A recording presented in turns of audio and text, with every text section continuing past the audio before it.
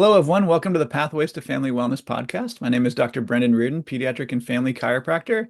And joining me for the second time, we have another appearance, which is just lovely, is our good friend, Dr. Pam Jarboe and colleague, who's going to speak with us about raising emotionally resilient children and the importance of that and creating emotionally resilient children. We had a chance to speak, gosh, several years ago about nourishing emotional intelligence and having emotional courage. Dr. Pam, you're someone who I've considered to be a bit of an emotional black belt over the years. So thanks so much for joining us on the podcast here.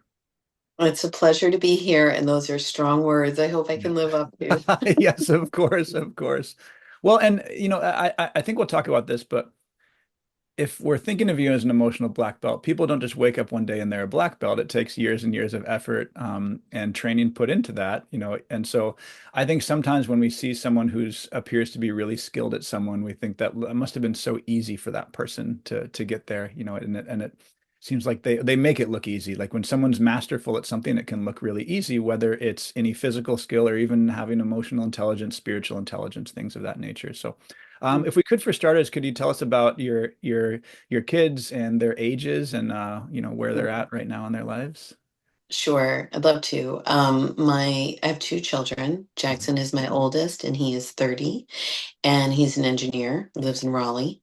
And my youngest son is Max. He's 22. He lives in Boston, and he just started his career in sales. And I also have an obvious critter Yes. child above Yep. me, always ever present when I'm on recording. Georgia, my cat. I was thinking about resiliency because she's, been clawed by a Fisher cat and fell out of a third story window, and she just keeps Wow. taking a licking and keeps on taking. Anyway, um, those are, yeah, some of the creatures I've raised over the years. But thank you for acknowledging that this isn't something that necessarily comes automatically, Mm. and it's a commitment. In my Hmm. opinion, it's not. I joke around and say that I want on my gravestone to have the number 87%. Like I was 87% funny, 87% productive, and I love eighty-seven it. percent kind. And one of my coaches, she's like, "Your 87% is more 95," because I judge myself harshly. But um, my upbringing was very challenging, and it made me want to be an emotional black belt. So I think that desire to find all the resources becomes really helpful. So Yeah, thank you for acknowledging that. of It's not course. something that's automatic. Yeah. Well, and this topic as well, raising emotionally resilient children, I think is more important than ever. And we can jump into this as well. I don't know if kids are more stressed than they were. I don't know if it's outside influence as well. But certainly when we talk about the skills that you put into that, I would imagine there's a two-part of there's what you're bringing to the table because of who you are as yourself, and also the outside challenges that are coming to you that are outside. So I'd imagine it's a combination of inside and outside. I don't know if you can speak to that a little bit, but about what that journey might have been like. And then um, Mm-hmm. I guess we can rewind. I've got a lot of different thoughts rolling around right now, but maybe we can start with just what your parenting journey was like, what that looked like for you. Was it smooth and simple from the outset? Was there struggle? What was that Right. like? Yeah. Yeah. You asked big questions, of course, Brendan. Yes. um, I was terrified to become a mom. I got pregnant by accident, but it was one of the best on purposes that ever happened. Mhm. And I was in chiropractic school. And so I truly was terrified of many things. One of the things I was terrified was birth. And so I remember watching a video because, when you're in chiropractic school, it's like a bunch of hippies hanging out together. They're all into like, just like everything, empowering people about their health and their well-being. So Mhm. people were showing their birth videos. Now, this was before cable TV had birth videos. So I'd never seen anything. Now it's like all available for us. But I joke around like I was raised in cave times, but but we didn't have this. So people were recording their births and then getting together and showing the videos. I literally went to the bathroom and was laying on the floor. I was dizzy, nauseous. I was so overwhelmed, and I was pregnant. So just the idea of giving birth was terrifying. Mhm. And then the idea of being a mom, I didn't want to screw that up. And I would use expletives like, don't F it up, Pam. Yeah. It matters, you're like, it really matters. Your kid is co-regulating to you. You're the greatest teacher in the beginning, imprinting on their nervous system. Just what I knew about what was possible was terrifying to me. So that fueled me though. Like you can think of terror as like fear mama inside yourself, like that's just going to shut you down and you're going to go lock yourself in a closet and suck your thumb for the rest of forever. But I knew that's not the case with motherhood. Like there's no breaks and you just got to keep showing up. And Yeah. so I knew I had to learn.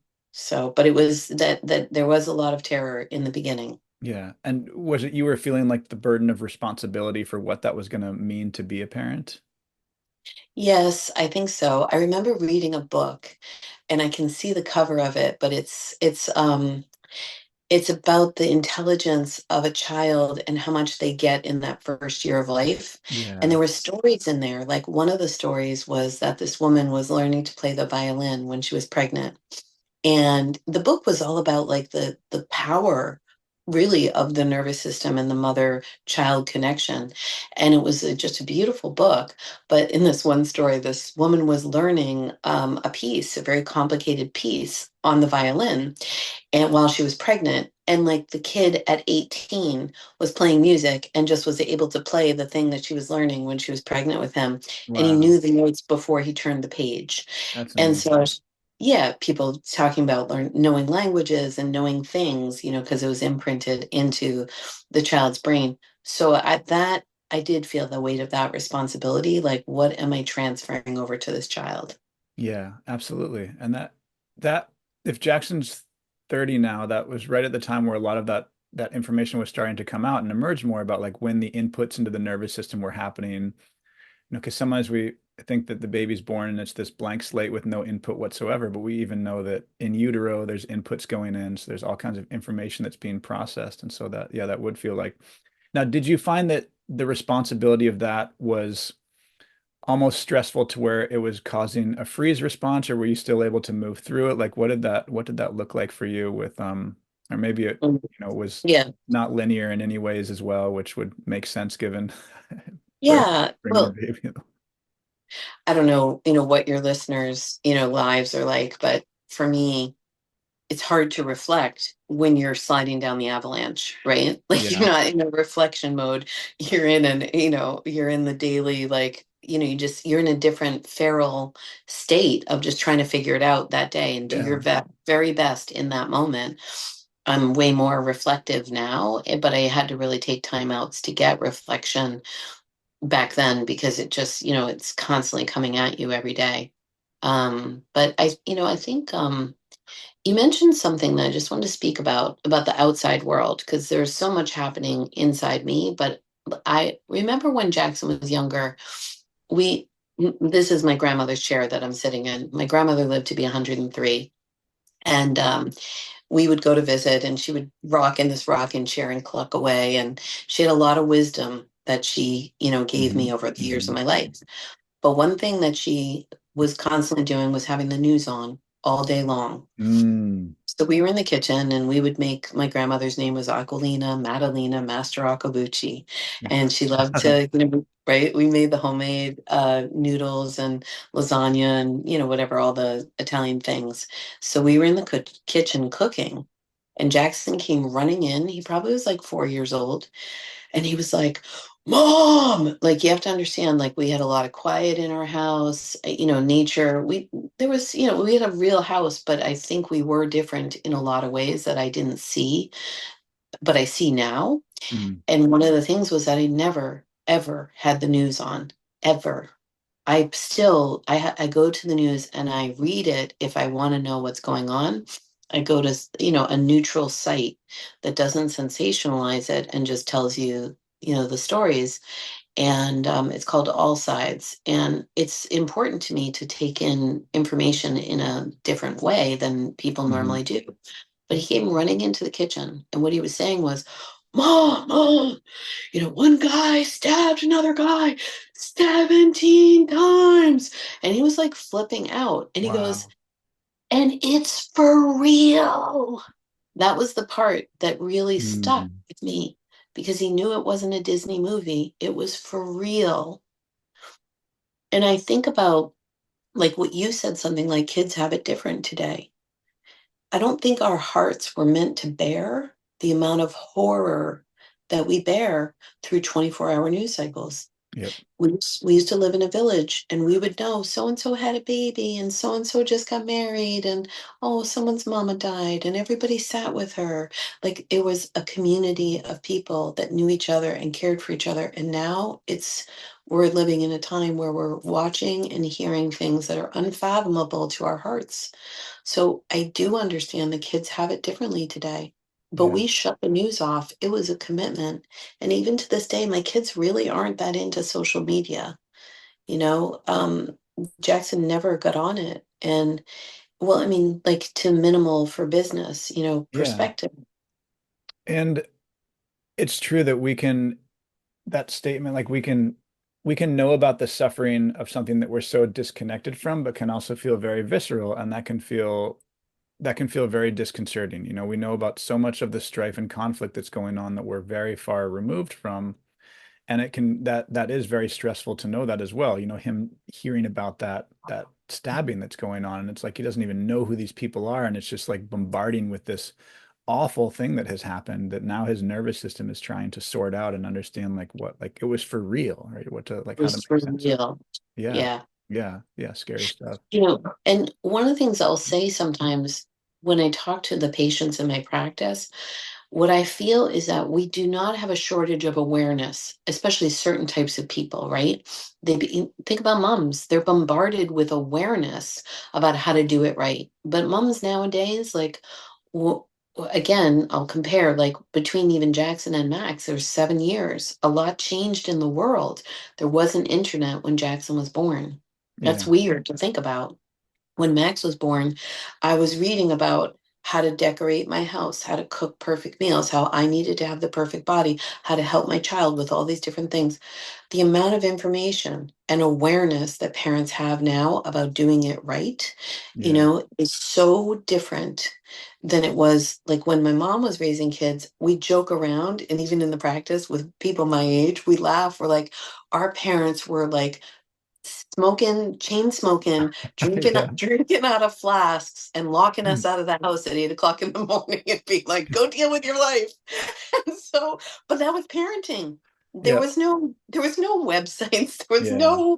There was no information about how to raise kids that are emotionally intelligent. Well, and you weren't reading about Literally. all the creepers in your neighborhood that you need to be scared of, like all the, Exactly. That was yeah. another thing, but what I want to say is that what I've taught people is that you have to at least have an increase in ease to deal with the increase in awareness. Those things need to be side by side. So if you're reading about all the things that can happen in birth that are bad and you're in that pathologizing, but you're not reading about the power and the inherent ability of the body to adapt and to evolve and what it can do, you don't have that ease and wow Mm. along with some challenges that you're going to face. Mm. If it's just increased awareness and not increased ease, it's trouble. And that's true for our kids, it's true for our moms, it's true for us as souls on this planet. Now, do you think it's important to have both in there? I think it would be obvious that you'd want the good, the like the stories, the positive stories. Do you think it's important to have the other ones in there as well from an awareness standpoint, to like in a Yeah, balance, or do you think would it be okay to be Pollyanna and just like la la la like, la la? Here's yeah, it's exactly. only the Right. good stories. Yeah. Exactly right. Well, that's interesting question, like I think as I get older, I'm more comfortable with not knowing. So Yeah. I can just say, like, I'm not going to say I absolutely know for sure, but my wisdom is that, the Mhm. burying our head in the sand is never a good idea. So, Well, like, let's say, yeah. yeah, No, yeah. go ahead. Go ahead. I was gonna Well, I think about trust mama and fear mama a lot. yeah. I listen to people and their stories, whether I'm at the bus stop or in the practice or talking at family dinners. I listen to moms and I think, like, well, there's a lot of different things at play here, right? Like, some people have trust because they won't look at anything bad. So they trust because of that. Some people just trust that whatever happens, it's for the highest good. And they're willing to look at, magic and amazingness and wowing. And also look at it doesn't always go the way you think that it will. And you can't control life, but Yeah. overall things work out for the best. And there are other people that just awfulize everything, either because of trauma or way too much information and no sense of empowerment and ease. Yeah. What I would like always is the middle for myself and for the people that I love, because we can't have oppressive optimism where we have to be optimistic. Oh yeah. What Everybody you be happy. resist, You must smile. It's like the family photo moment where everyone's like like if a woman screaming will on say the to me, like, inside, but yeah. I don't want to hear that and I don't want to talk about that. Yeah. There's some power in just declaring this is the way am going to, like I'm going to create a great day. There's some power in that, but there's also some grace in knowing that we cannot always control the avalanche of life. So, like someone was saying to me recently, because I'm going through a difficult chapter with my own parents, and they said, well, I hope that, they do this, and I hope that the situation is like that. And I said, I hope that I handle it with grace, because I can't control anything that's happening outside me. So I've stopped having that. So when you say like that, if we have a need to never talk about anything negative or a need for negative things not to happen, then usually that's a setup. You know, um, I think that we can always hope for the best. And I am Yeah. even I'm Tigger in the morning and I'm Eeyore in the night. Yeah. That's a joke that I had That's great. by 8 o'clock at night. I'm like, I don't think anything works. And then in the morning, I'm like, everything's wonderful. So This is I'm perfect. teasing. For our I'm listeners, this teasing. is a morning recording. No. Exactly. Yeah. Zippity doo dah, here I Yeah, go. that's right. But no, I mean, Yeah. we have to be careful about toxic positivity. Yeah, and it sounds like what you're saying, your locus of control has become more internal as the years have gone on to like you when you're speaking about being pregnant and feeling all this responsibility and weight, it sounds like that was a lot of like there was a lot of internal, but there was also a lot of outside chatter about like should and could and like that. And so as you've matured more with this, you've more put the control into what can actually be controlled, which is, your own state, but not all the other things that are happening outside and around you. Is that is that Well, is that a correct assessment or was that I think so. Like, I okay? also am very aware of influence. Like, that's the word that I say to myself is like, what Yeah. can you influence in this moment? And I will use my power to influence what I can. So it's not like I'm super passive and, you Okay. know, Yep. you know me, like I use my energy to try and influence things and move them forward, but I have to also just I call it sandbagging the river, right? If you Yeah. know that you're working with nature, there's a lot that you can't control, but you can try to guide it. And Yep. I think that's more, where my focus is, what can I influence? How can I influence it? Yeah, How that much makes force do I want to use in this situation? yeah, I'll give you that an makes sense. example. Uh-huh. Like when we're talking about, like, I think about when Max was a senior in high school, the pandemic, shutdown happened. And so he was a senior in high school. All these things kept melting away, right? All the things he looked forward to senior year.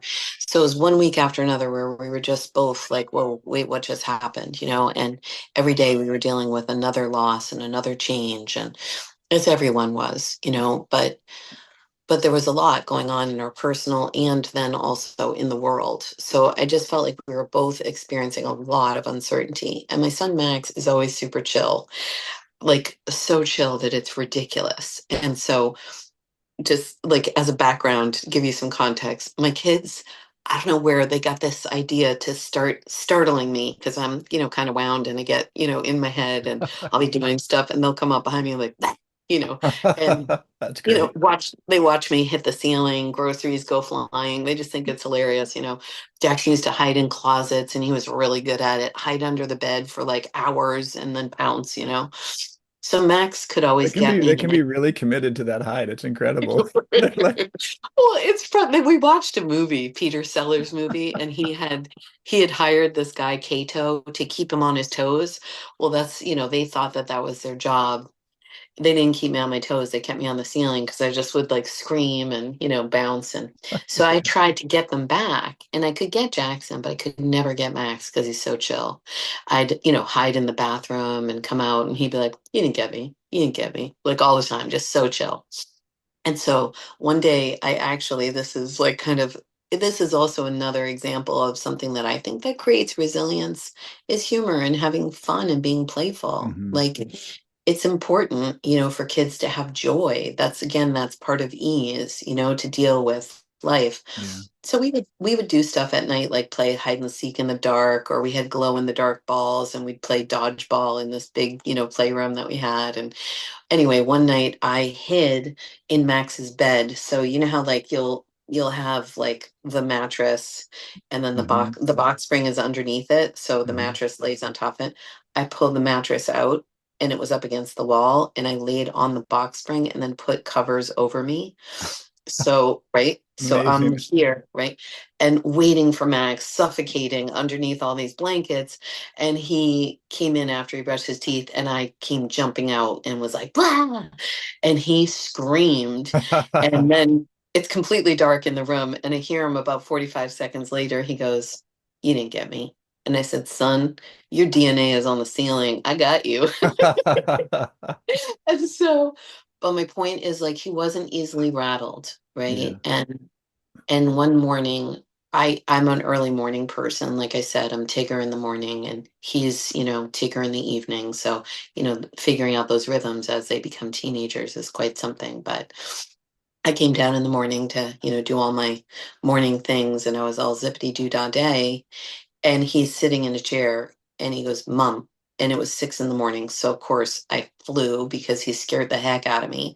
But I was like, what's going on? And I've never seen him be anxious. And he said, "I just need to know something. I need to know something." And I knew what he was talking about because we didn't, was he going to go to college? Was he not? Like we couldn't go look at schools and, and I just said, "Okay, I gotcha. Let's figure it out." And I had work to do. I had to go see patients. But again, the thing I think also about parenting for me is to know when to be really present, Mm. and that the opposite presence equals less force. The more present I can get, the less force I need to use. And in that moment, I just got super present with him. And I took out a bunch of index cards and I did a coaching, kind of strategy where we write out what's possible. You don't go to college. You go to college remotely. You go to college in person. If we were to choose a college, how would we do it? We'd look at it online. So I just kept lining up the index cards. If you don't go to college, what comes underneath that? Sort of look like a flow chart. Hmm. If you don't go to college, you might get a job locally. Where would you work right now? Like, so we just kind of laid it all out on the table. He saw it outside of his own head. So that helped him to see the consequences of each one of the choices. And all of a sudden, he was like, "Okay, I got it. I'm going to bed." Like he's that quick. Yeah. And and then also he had to change 3 times because of circumstances. Yeah. But at the end, when he graduated from college, I said, "I'm so proud of you." Because it wasn't like you did it perfectly, because you were talking about comparing yourself to other people. I think like in your question. So sorry, I'm Yep. going a long way Yeah. to No, answer no, it, this is but great. right, like where, I think one of the problems in parenting is that we're comparing our child's story to other children's stories and coming up inadequate. Comparison inadequacy is a real thing for a lot of moms and dads, Yep. right? Like I always joke around when parents are doing that. I'm like, "Hey, like my kid's not drunk today." The first thing in the morning, and they're not living in a dumpster. High five, woohoo, great parenting. Like, I'm kidding, but we have that comparison thing, and always in our mind, our kid isn't winning the Nobel Prize, right? Compared Hmm. to other kids. Oh my God, my kid's breaking down compared to other kids. It's all lies because every you I think part of resilience is accepting the fact that you're going to have some difficult times. And Yeah. that doesn't mean that it's bad. Difficult times are fuel. It's time to learn. It's time to come together. And so I would look at that with my kids and feel like, well, how can I help them? Because that's to me the juice is that you're going to be faced with stuff. What makes you stronger is how you deal with it.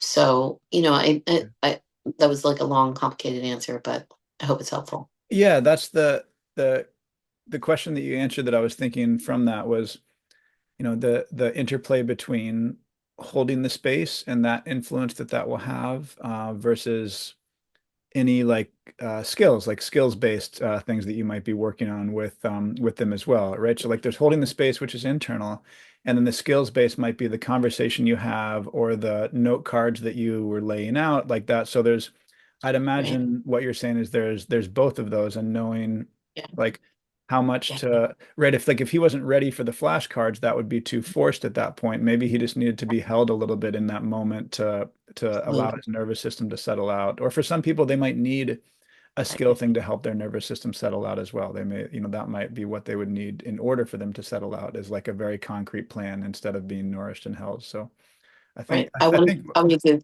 that's yeah, go you're ahead. making a very brilliant point. Yeah, I want to give some context to what you're saying in case the listeners don't know skills based, yeah, because John Ohm, I was just talking to you about this yesterday, that like I keep thinking about what he's talking about for women in birth, that there's skill-based birth, like they need yeah, skills to have successful birth.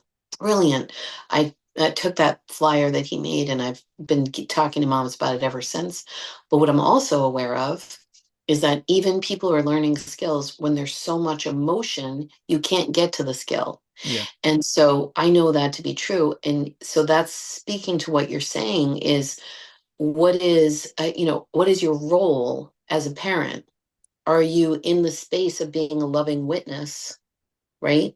Or are you in the space of teaching and nurturing and guiding yes, and influencing? Like, because and there's sometimes a spectrum of mixture between those two, but I remember one time saying to Jackson, because I didn't want to power struggle with him. And a book that really guided me in my raising him was called Redirecting Children's Behavior. I forget the author's name, but I'm pretty sure he was ahead of the Waldorf education oh, system. And I took a course at least twice in person because I was so remedial about parenting. But they talk about like four main misbehaviors, and one of them was power struggling. And I didn't want to power struggle with Jackson. mhm, And so, as a teenager, that's a big problem when you're power struggling with your kids. That book really helped me a lot to understand what was happening inside me so that I could come to the moment. If I started power struggling, being like, we're doing it my way, I know what's right, which sometimes I do, and I'm dealing with a kid who's super, super independent, like fiercely independent, that is going to blow up. It's yep, just not going to work, which is very difficult. So with Jackson, I remember sitting down with him and saying, look, you have a lot of choices to make. You're at this time in your life. I am a loving witness. This is your life. Ultimately, you're dealing with your choices. It's not my life, because I was trying to, I don't want to say control, but I was like, you're gonna, I was trying to alpha, I think, at certain points with, look, you need a leader right now because you're ricocheting with testosterone. yeah, You need a leader. I am the leader. And he would not let me be the leader, which mm, also makes sense, right? Like we're like bulls in cages as teenagers.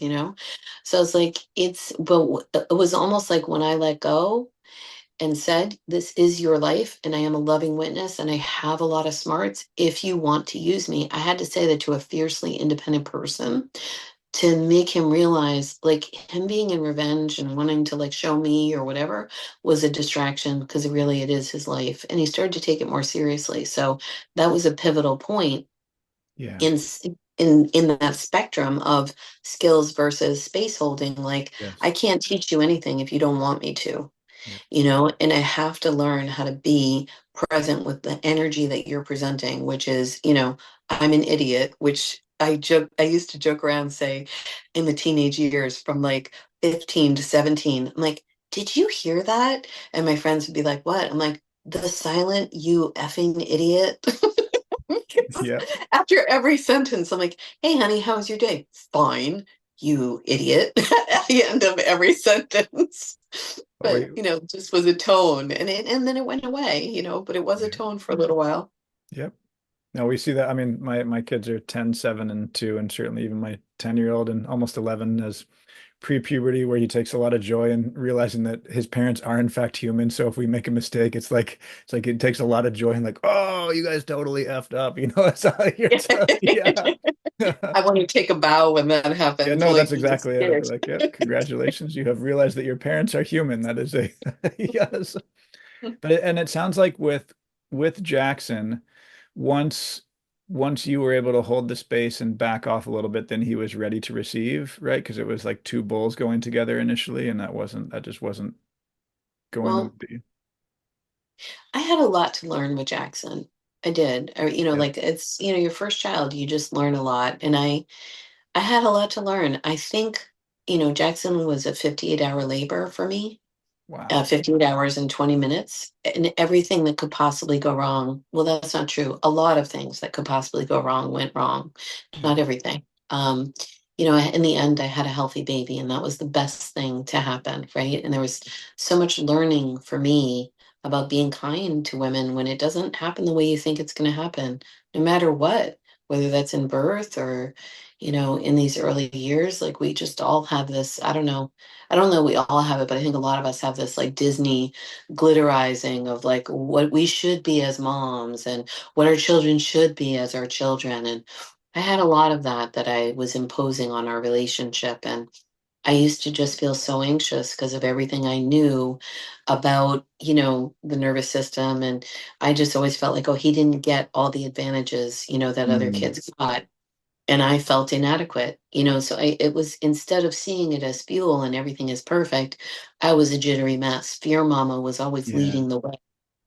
I was just, my awareness was robbing me of the ability to look at the perfection of forces that were shaping Jackson, Yeah. right? Like, so that nervousness was bigger than my trust. And so what ended up happening was I said something to him one day, like, hey, are you doing okay? Like, because I was anxious all the time about whether or not he was okay. And he was old enough and articulate enough and aware enough to turn to me and say, I hate it when you do that. And I just saw like a download of how I've been like, like that towards him. Just, I'm showing this jittery, like anxious, like, oh my Yeah. God, did I do it right? Are you okay? Are you okay? And I was like, oh my God, that's horrible. Because what he was receiving was my lack of trust in him and in life and in me. Mm, Every single day, that's what he was receiving. And I realized, like, well, what would the opposite of that be? I had read a book called Loving What Is. And they talk about when you believe, like, my basic belief was that Jackson had it rough. So, that was, and I believed it when really yeah. Jackson had it perfect. He had a perfect bunch of forces to create what he needed to create, and I even look at it now like he's incredible. So, but it takes that distance to see, wow, all those things that he Yeah. faced created a certain person that is an amazing person, and he used it as fuel and will continue to do so in the next 30, 40 years, as I did. Mm, So once I realized that I had that belief that was wrong and I had been looking at him a certain way, I thought, what's the opposite? And the opposite is that Jackson is an amazing being and he is doing great. That's the opposite belief. And that everything is perfect. And how would I look at him if I believed that? And when he walked in the room, it just kind of, from then on, I would just look at him and just feel so much love and so much overwhelm at like what an incredible person he is. yeah. That's beautiful. Yeah, it's powerful that how we Yeah. look at our kids, how we look at one another. If I'm like, oh my God, Brendan, are you okay? That would be horrible. You'd be like, what does she think? You Yeah, like know? what, like what's is there something that is it should something not be okay? Yeah. And I think a lot of first time parents, especially if the child, if there were some unexpected circumstances around things, I'm sure could relate to that. And Yeah, there's a lot of the patterns that you don't even know are patterns until you observe it. Like it was reflected back to you with Jackson, and thankfully he had the wherewithal to be able to reflect that back in a way where you could receive that of like the outrage at that, right? And you were able right. you were able to have presence enough to understand. Amazing. And Right. there's so many parenting moments where I think if I saw myself in a video, I would probably be pretty frustrated by what I saw. But it's all these little Mm, patterns playing themselves out. That absolutely. we're And not. again, right. Yeah, and I like we've with our three kids, I can relate to the different levels of awareness that I've had with each of them along the way.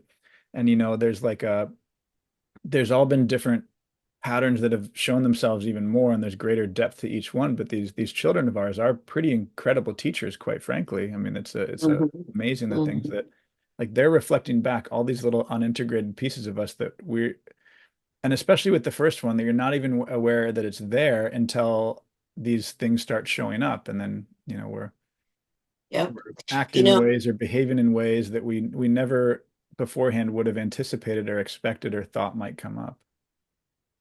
I think you're saying some again, like there's certain things when you speak, I'm like, that is so brilliant and so underestimated. I want to have hours and hours to talk things with you. As Yeah. always, we do that. But you were talking about unintegrated parts of ourselves. And one of the things I remember finding this card deck, I have it somewhere here in a coloring book, but it was about, I think it's made by the IFS Institute, which is Internal Family Systems, and it talks about parts. And what they were saying is like, well, I'll give you an image. If you imagine your own self as a Knights of the Round Table, right? So you have all these different parts. So, like me as a mama, I have Trust Mama, where I just feel connected. Like I think about the lineage of women who have given birth, right? I'm not disconnected from that. My body knows how. There's this wisdom that goes through the ages. I feel that, and I feel this sense of knowing. I'll get knowing about my children. I'll know when something's not okay. She's very powerful. Wise mama. But then there's fear mama. I'm doing it wrong. I'm doing it bad. You know what I mean? I read this article, but then there's Hmm. fear mama, right? Then I call her mafia mama. I'm like, you mess with my baby. You know what I mean? Like, she's surprised me when she comes on the scene. I'm like, whoa, I'm like, look out, people. So we have a lot of different parts, and then comparison and adequacy mama, comparing Yeah. ourselves to others. Yeah. And so we have all these parts, and you could have a wheel for all the papas in you. So I say I have 1,000 different mamas inside me, right? I've been a different mom so many different times over the trajectory of my 30 years experience between the two of them. So I, I have a lot of energy to wrangle inside myself and be aware of. But now I'm sitting at the table with my child and all of their parts. So parts of me react to parts of them, right? So if we don't understand parts, that also makes us less resilient because Yeah. sometimes we give parts the wheel and they drive the bus off a cliff. Okay. So right? So let's say I go back to that example of when Jackson was like a bull in a cage and wanted to do it his way and was going to show me and all that kind of power struggle kind of energy. Hmm. If the part of me that needed to be in control grabbed the wheel of the bus, we would have been in trouble, Yep. right? So that card deck, like you can order this deck of cards and it has pictures on it. So with the kids, you lay it out and you just say like grab three parts and you can talk about those things about how you feel about this event. It gives them the ability to understand the multi dynamics that are happening within them. So when you said unintegrated parts, that's what I was thinking about was, well, how do you integrate them? Like that would be part of a really good family meeting is Yeah. to like at least know, right? At least know which part is coming to the table Yeah. supercharged. Yeah, that would be it. And I think what you're saying is the unintegrated would be less literal in that way and more that just that part's driving the boat without us realizing that it's driving the boat, right? That part's driving off the cliff. And the integration piece is just understanding that that's a part in its own right, and allowing it the space that it needs, but also understanding that it doesn't have to be the one in charge if we don't want that to be the one in charge. Right. Like I remember talking to a mama and she was like, I just want to be heard. And I was like, oh, right. So Yes. she kept yelling and yelling and yelling. And I was like, oh, so that part grabbed the wheel. Yeah. Because during the teenage years, I wasn't heard. You know what I mean? And so my need to be heard had to go somewhere else, not in that relationship at that moment. Yes. So at least as a parent, if you can navigate all your different parts, because some of us, like, we're saying things our parents said, and we're like, wait, I don't even believe that. Like, what just came out of me? But it's a So, part, so much. right? The So older I'm that just I like, get too, the older that I right. get, the more I'm like, wait, I what? remember my mom saying something like, "You can cry until the cows come home." And as a little kid, I was like, "There are cows?" Like what? And it's like, so those phrases kind of come up in your head, and you're like, why am I even thinking that right now? Yeah. But we're complex humans, It so would I be think interesting those to ask her parts. where she got that from too. Maybe she didn't know, it's just like this. Well, it's like I was saying to Nobody, you yesterday nobody when had the people cows say, coming "Oh, home. we beat a dead horse." I'm like, who's beating live horses? Never mind dead horses. Where'd that Yeah. phrase? It's just, Killing two birds with one stone. I'm like, cut it out. Just don't do that. yeah, that's a good throw. That's yeah. Exactly. Yeah. Talent. Yeah. Yeah. That is interesting. These things that work themselves out. Um, Mm. I and wanted so to with, share. I wanted to yeah, share a story that go I ahead. we talked about a lot of different things today, but I don't want to underestimate something very important that, is sort of obvious because of the nature of your podcast. But, I did not grow up with chiropractic care in our family life, growing up. And I often wish that we had. My mother had a really hard time regulating her own nervous system, and so it was physically violent, emotionally violent. It was a very difficult, upbringing. And also that made me more resilient in a lot of ways. It made me want to reach out and get every tool that I could so that I didn't pass that forward. That was everything to me as a parent. I did not want to, repeat that. Yeah. But my point is that I often think about it when I am in practice and I feel super devoted to young moms because I'm like, if you could just get your nervous system regulated once a week. We think that chiropractic is about neck pain or back pain or knee pain or whatever. And people are like, oh, you made my pain go away. And I've said to moms, just put my hand on their shoulder, like, that's the least wonderful thing that can happen as a result of care here.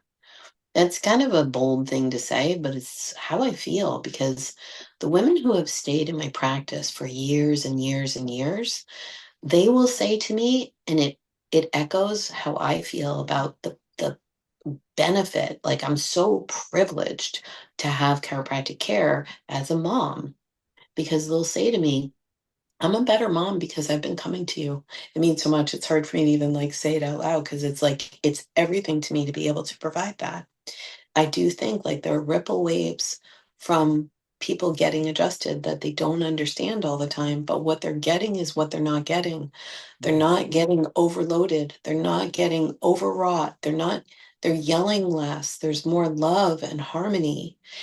And especially during the pandemic, I saw that the families that were in harmony together because they were together and coming and getting adjusted together, it was very profound. And it's always been profound to me to watch, but it seemed even more profound at that time that there was a resonance, and a vibe to the families that got adjusted once a week.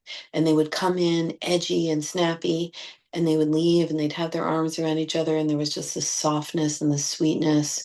A family member would be on the table and they would take a deep breath. And then the other person, without them realizing it, it would ripple through and other people would take a breath. And I thought, wow, they can't even see what's happening, but everybody's just more spacious at the end of that 15 minutes. It's Yeah. just 15 minutes once a week, but I could just see that it changed things. And I always wished that I could have given that to my mom and to my family when we were younger.